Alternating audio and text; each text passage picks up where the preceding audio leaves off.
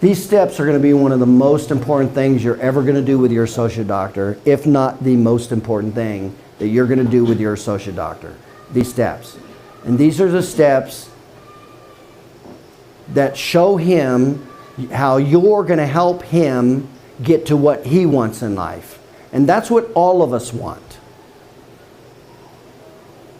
That's what all of us want.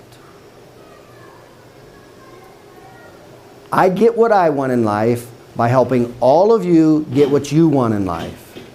You help your patients get what they want in life. That's how you get more of what you want in life. No different with the associate doctor. You have to understand what they want in life and help them get it. Your position is going to benefit you, but in exchange for benefiting you with time and money, you're going to help him get or her get what they want in life. This is how you're going to do it. So you have to find out. These are, by the way, these are the 9 steps to achieving any goal. These are the 9 steps to achieving any goal. Now this is the exact formula that I put in place for this right here. When people have gone past their survival and security, that's the exact steps I put in place to motivate them. That is a surefire formula. It's scientifically and research proved and experiential been proven over and over for decades and decades. That formula right there. There's a lot of history and psychology in those 9 steps you're looking at right now. And so it is so important when you don't have somebody who has high internal drive. Let's say you just have an average person, because most people you get aren't. They're not going to be high internal drive, pain-based people. You sure don't want the low pain-based internal drive. You want to stay away from those people. Most people will be normal. What does that mean? Once they're out of survival and security, what happens to their motivation? It goes to hell. Guess what I found out about helping doctors with their office? Typically when you help them, the average person will see about 130 to 150 visits a week. They could see more. 200 is about the most of exchanging your time for money. But most of the doctors would see 120, 150 visits a week and totally putts out. They'd stop pushing their practice altogether. What's the reason why? They've lost, yeah, they have, well, not low, they're probably normal. They could be low, but they could be normal, right? But what has happened? How much money are they making now? They're making a 6-figure income, they're out of survival, they're out of security, and their motivation goes to hell. Now, I will tell you this. Don't waste your time. Once that happens, don't try to push and get them to see an extra 50 visits. I tried that. It's a waste. I'm telling you. In the beginning, before I knew this, I put unbelievable amount of information trying to get that 120 guy to 150.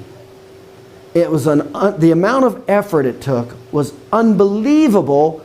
And it was like very difficult to do. By the way, the other reason it was difficult is back then I didn't have this formula. I didn't have this formula. This formula works. When you apply it, it works. When you apply it, you don't apply it, it doesn't work. But here's what I learned. Instead of trying to get that guy to see an extra 50 visits a week, and the amount of energy that took, guess how much easier it was to go to the guy that was in survival. It was unbelievably so much easier to find the next chiropractor who was in survival. The amount of time and energy and willingness.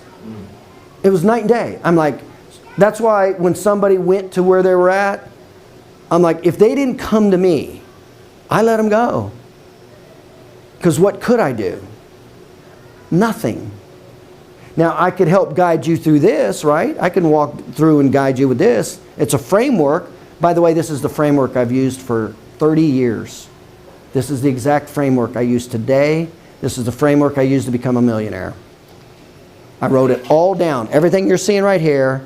And why did I do it? Because I read, I did research, and I found out that these key components led to the massive amount of people being the most successful.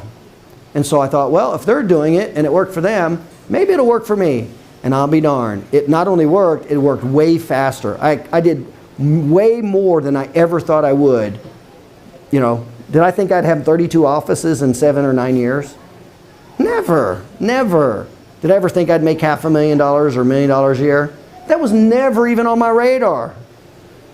But after I made $250,000, I had to go somewhere. Well, why don't we do $500,000? Well, after I did $500,000, I had to go somewhere. Well, why don't we do $1 million? Well, after I did $1 million, I'm like, well, hell, why don't we got to go somewhere? And I just kept using this, and I just kept going. And I didn't limit myself. And I didn't stick around people that said, no, you can't do it. So, be highly aware when you do have that person, and he's going to run into it, his guy's going to get to a certain point, and it's going to be like pulling teeth to get him to do any more. And you got to recognize that. Now, what the first thing to do is look at the stats, make sure stats are good and solid. You know, he's not losing all kinds of people and this and that. There's, you know, good solid stats. Or it's training, you know, go back to training. And then as soon as he's at his motivation out of survival and security, apply this. Now, it totally depends on how much he's willing to give you. Because if they're not willing to go here, it's not going to happen. It's not going to happen. And they have to be willing. They have to be willing. A lot of people won't be willing because they know it's going to take effort, and they're going to be called out and embarrassed. And we use those as motivating factors. So these are the 9 steps that you want to go through with your associate to help him find where he wants to go. Number 1, you have to define it with clarity. It's got to be very specific what he wants or what you want. Number 2, you got to write it down. This has been proven over and over. If you don't write it down, there's like a 97% chance you're not going to get it. Number 3, there has to be a timeline with a deadline. And what is so important is the deadline can't be too far. That's like Winston said to me earlier. He said, he made reference to this material and he said, how long do you think it'll take me to get this down, like 2 or 3 years?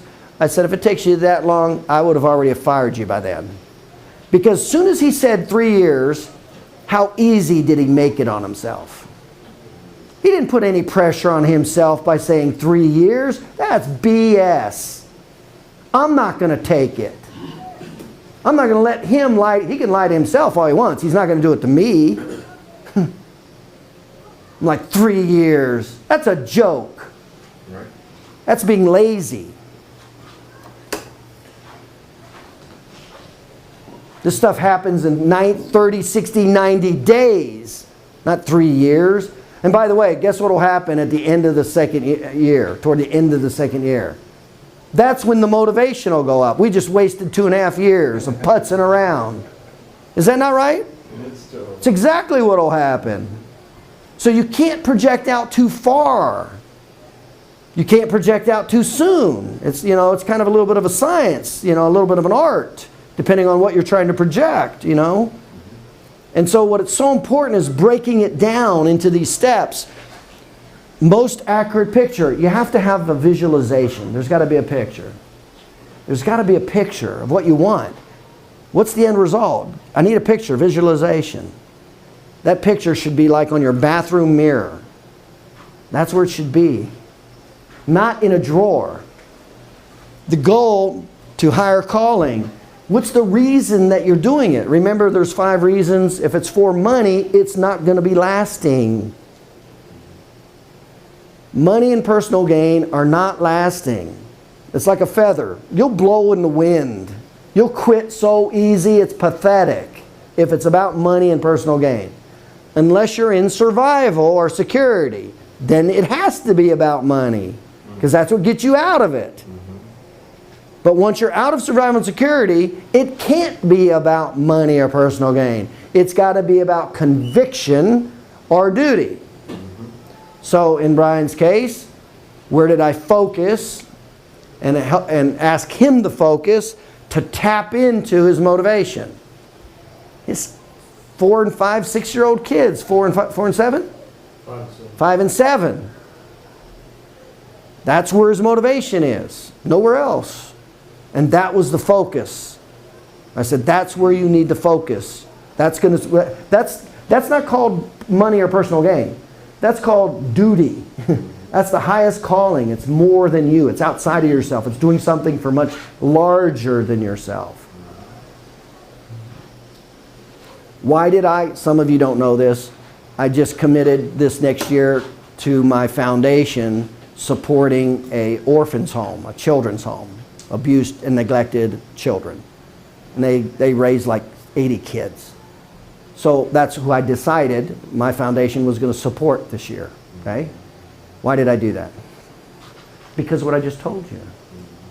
Because I can't make it about the money. How much will I persevere if I say I want to make an extra $10,000, $100,000? It won't do it.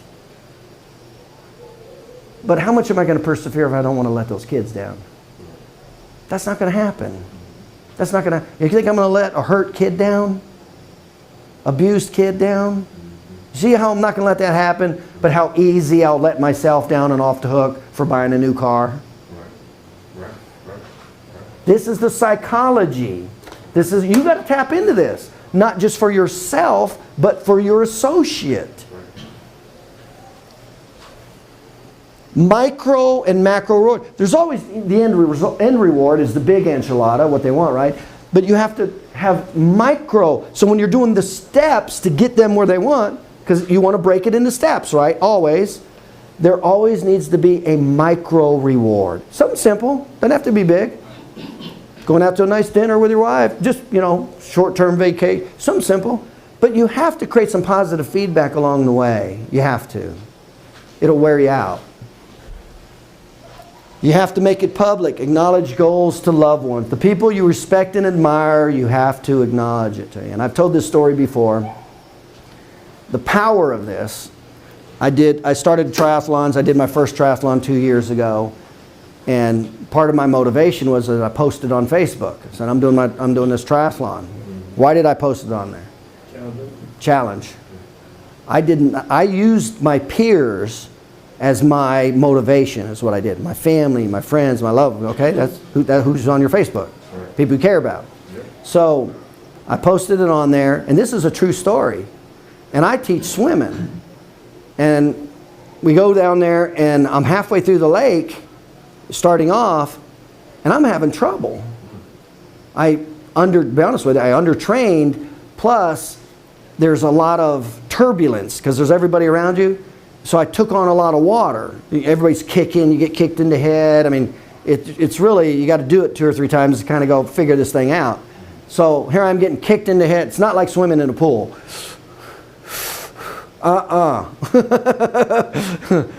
And so I'm taking in a lot of water quick. Halfway through, I'm like, I'm not going to make it. And I can't think of a whole lot in my life I've ever quit. I don't quit. And I'm thinking, I'm not going to make it. I can't believe this. I'm not going to make my first triathlon. That's what was going through my mind. And so I keep going a little more, and it got worse. I took on more and more water, and now I was worried about drowning. I really thought I was going to drown. And now I was not only worried about quitting, I was worried about drowning. This was only 2 times in my life I was worried about drowning. That was one of them. And there was one overwhelming thought. Now everybody else has different thoughts when things are really stressful. Most people, it's their kids. When people are ready to die, usually the thing that, when you read about people in survival situations, the thing that pulls them through overwhelmingly typically is their child. I don't want to leave my child. You hear that all the time. So I don't have kids, but I have a lot of pride, and I don't quit. And I remember thinking, I told everybody on Facebook I'm doing a triathlon. I'm telling you, this is the truth. Right. And I'm telling you, that little thing inside of me got bigger and bigger. And that persistence got bigger and bigger. And that fight got bigger and bigger. It only got bigger and bigger because I didn't want the shame. I didn't want the pain. What motivated me? The pain of the shame of not completing it. I didn't want that. And that's what did it. And I pulled out. It was tough. It was really tough. It was so tough, I knew I had to get back and do it real quick. I'd never do it again. It was because it was a really negative experience. Fortunately, the second one was way, way, way better. Great. Third one, I finished the third one. I'm like, I own it. I got it. I own this. Now I go into the next level. And this year I did 5. I was only projected 2. This is what I talk about. 2 years ago when I started this, I was only going to do 2 a year. The first year I did 1 that summer, so it was really 2.5 years ago. 2 years ago I did my 2, right? 5 this year. 5. I just like, yep, I'm doing that one. Check, yep, check, got it. Okay, let's go. Huge difference from drowning on the first one. And it's all these things I'm talking about. So that's what motivated me in that particular setting. And you got to tap into that. You got to help him tap into that. You got to help your associate tap into that. Negative results for not achieving your goal. Sense of duty. There has to be negative results. And in what negative category? Loss of money? No. That's not a strong desire. Sense of duty. I'll give you another example. One of my doctors said, well, I'll do a trip. The end result, for him to achieve his goal, he goes, me and my wife will do a trip to Sweden. She's always wanted to go to Sweden. Is that duty? That's personal gain. Is that pleasure or pain? Pleasure. Guess how effective that was going to be. How easy is it going to go to not persevere, not right, and go, well, we'll do it next year, honey. How easy is that? That's what will happen. I didn't allow that to happen. I did not allow him to do that. I said, no, you can't do that. This is real. I use this all the time. I use this formula on everything. For the last 25, 30 years, I've used this. And I can't tell you how many times it's just been real and real and real and real and real and real. I just cannot tell you. I remember I did a seminar one time, and every year I wrote my goals down on a legal sheet. And it was about 5 or 7 years later, and at that time I think I was making over $1 million. Yeah, I think I was, because I think I was in practice like 7 years or something like that. And I found them. I had them all. I kept them all. And I did a seminar on motivation, so I talked about all this, and I read. I said, 5 years ago, and I was pointing out my income, make $250 a year, make $500 a year. And I was pointing out all these things that now were ridiculous. And it was like 80% of them I'd achieved.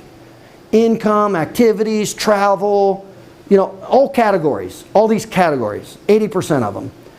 And then I went to the next year, and they were higher, and it was the same thing, 80% of them again. And then the 20%, you just reevaluate every year and go, is that something I really value? Do I want to move it into this year and actually go after it? Or is it something I don't value anymore? But it was amazing to see those 5 sheets and just see it go up, up, up, up, up. And it was like check, check, check, check. There's no way that would have happened by me not doing that formula right there. That was the formula. So I not only recommend it for you, and always you use it, and by the way, I recommend you do this with your staff, and we teach this, your staff, but especially your associate doctor. The most important thing he cares about is knowing that you care about him. That's the most important thing that he cares about. So you do want to help him get to his end result.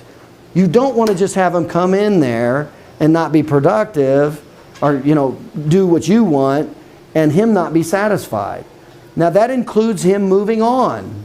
But guess what? You're going to do way better with helping him and his productivity by you helping him move on than not helping somebody, them being dissatisfied and quitting. I am totally okay with people moving on and doing better.